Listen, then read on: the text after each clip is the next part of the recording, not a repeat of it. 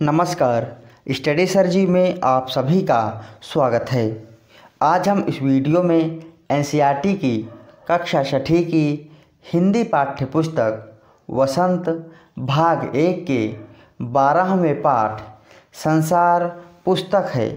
इस पाठ के प्रश्न उत्तरों को पढ़ेंगे।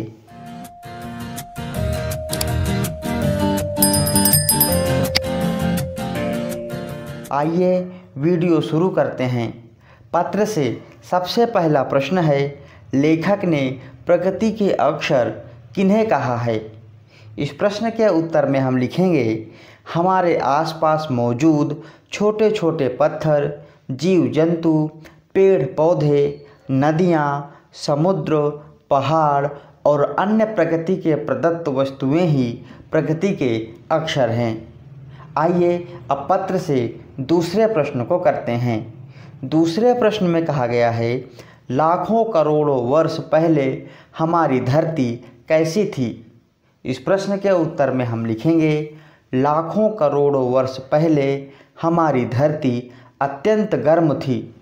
यह इतनी गर्म थी कि कोई भी सजीव प्राणी इस पर नहीं रह सकता था। आइए अब पत्र से तीसरे प्रश्न को करते हैं। तीसरे प्रश्न में कहा गया है, दुनिया का पुराना हाल किन चीज़ों से जाना जाता है, उनके कुछ नाम लिखो। इस प्रश्न के उत्तर में हम लिख सकते हैं, दुनिया का पुराना हाल पहाड़, समुद्र, सितारे, नदियों, जंगल, जानवरों की पुरानी हड्डियों आदि से जाना जा सकता है। पाठ का अगला प्रश्न है, गोल चमकीला रोड़ा अपनी क्या कहानी बताता है। इस प्रश्न के जवाब में हम लिखेंगे, गोल चमकीला रोड़ा चट्टान का नुकीला तथा खुरदरा टुकड़ा होने से लेकर नदी के पानी के साथ लुढ़क कर चिकना और सुडौल होने तक की कहानी बताता है। आइए अब पत्र से पाँचवें प्रश्न को करते हैं। पाँचवें प्रश्न में कहा गया है, गोल चमकीले रोड़े को यदि दरिया और आगे ले जाता तो क्या होता, विस्तार से लिखो। इस प्रश्न के उत्तर में हम लिखेंगे, गोल चमकीला रोड़े को यदि दरिया और आगे ले जाता तो वह छोटा होते होते बालू का एक कण बन जाता और अन्य कणों से मिलकर समुद्र का किनारा बन जाता, जिस पर बच्चे खेलते और बालू के घरौंदे बनाते। आइए अब पाठ के छठे प्रश्न को करते हैं। छठे प्रश्न में कहा गया है, नेहरू जी ने इस बात का हल्का सा संकेत दिया है कि दुनिया कैसे शुरू हुई होगी। उन्होंने क्या बताया है। पाठ के आधार पर इस प्रश्न का उत्तर लिखो। आइए इस प्रश्न के उत्तर को देखते हैं। नेहरू जी ने बताया कि लाखों करोड़ों वर्ष पहले पृथ्वी बहुत ही गर्म थी। उस पर कोई भी सजीव नहीं रह सकता था। पृथ्वी के धीरे धीरे ठंडी होने पर वनस्पतियां पैदा हुई, फिर छोटे छोटे जीव जंतु और फिर बाद में मनुष्य पैदा हुआ। इस प्रकार इस दुनिया की शुरुआत हुई। तो इस प्रकार हमने पत्र से सभी प्रश्नों को कर लिया है।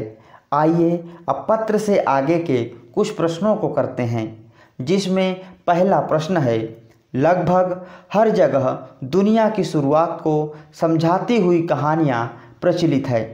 तुम्हारे यहाँ कौन सी कहानी प्रचलित है।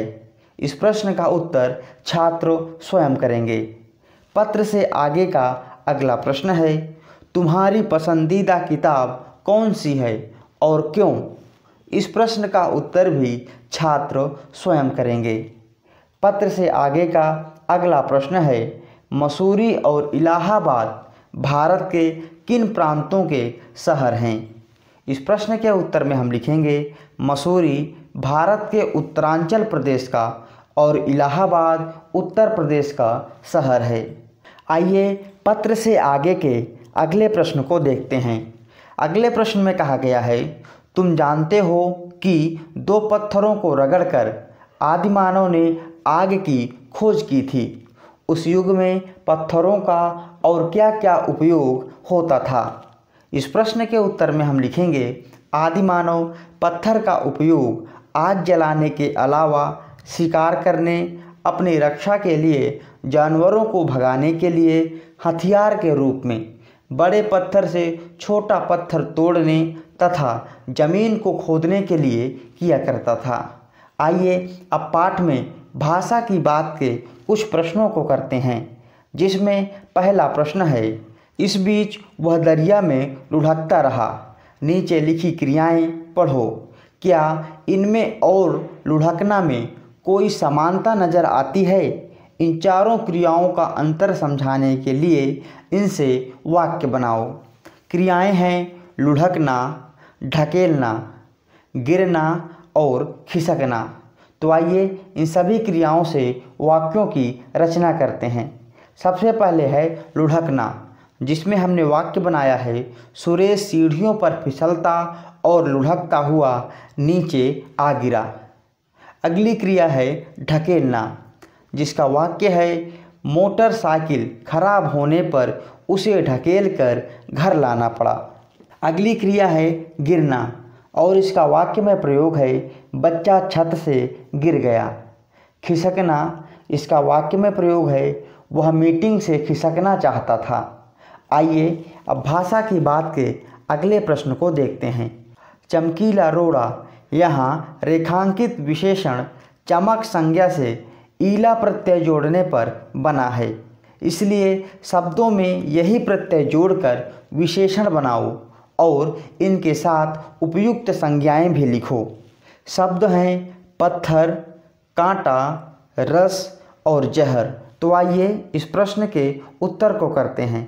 सबसे पहले पत्थर, इस शब्द में ईला प्रत्यय लगाने पर पथरीला बनेगा, जो कि एक विशेषण शब्द है और इसका संज्ञा शब्द है पथरीला पत्थर।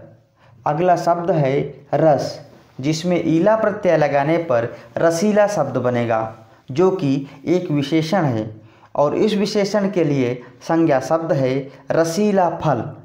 अगला शब्द है कांटा, इसमें ईला प्रत्यय लगाने के बाद कंटीला शब्द बनेगा, जो कि एक विशेषण है और इस विशेषण के लिए संज्ञा शब्द है कंटीला पेड़। और आखिरी शब्द है जहर, इस शब्द में ईला प्रत्यय लगाने के बाद जो शब्द बनेगा जहरीला और इस विशेषण के लिए संज्ञा शब्द है जहरीला सांप। तो इस प्रकार हमने इस प्रश्न के उत्तर को कर लिया। आइए भाषा की बात के अगले प्रश्न को करते हैं। अगले प्रश्न में कहा गया है, जब तुम मेरे साथ रहती हो तो अक्सर मुझसे बहुत सी बातें पूछा करती हो। यह वाक्य दो वाक्यों को मिलाकर बना है। इन दोनों वाक्यों को जोड़ने का काम जब, तो यानी तब कर रहे हैं, इसलिए इन्हें योजक कहते हैं। योजक के रूप में कभी कोई बदलाव नहीं आता, इसलिए ये अव्यय का एक प्रकार होते हैं। नीचे वाक्यों को जोड़ने वाले कुछ और अव्यय दिए गए हैं, उन्हें रिक्त स्थानों में लिखो। इन वाक्यों से तुम भी एक एक वाक्य बनाओ।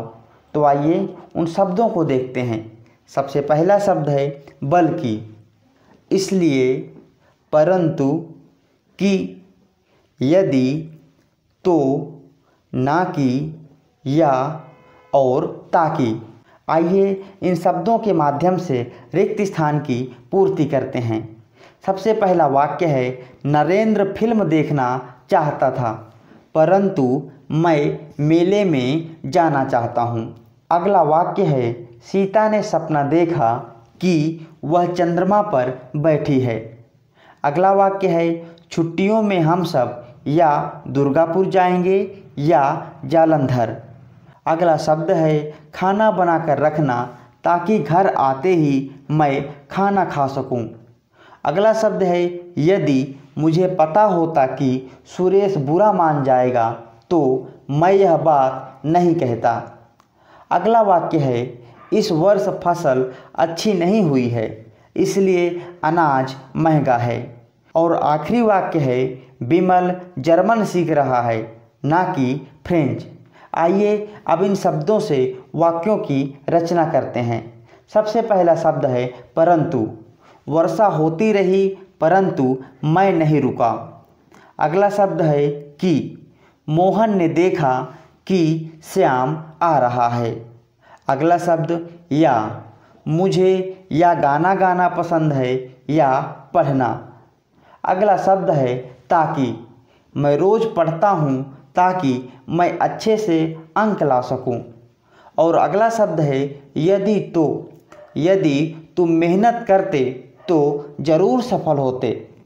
और इससे अगला शब्द है इसलिए। रोहित रोज़ पढ़ता है इसलिए प्रथम आता है। अगला शब्द है ना कि। हमें ताज़े फल खाना चाहिए ना कि सड़े गले। और आखिरी शब्द है बल्कि।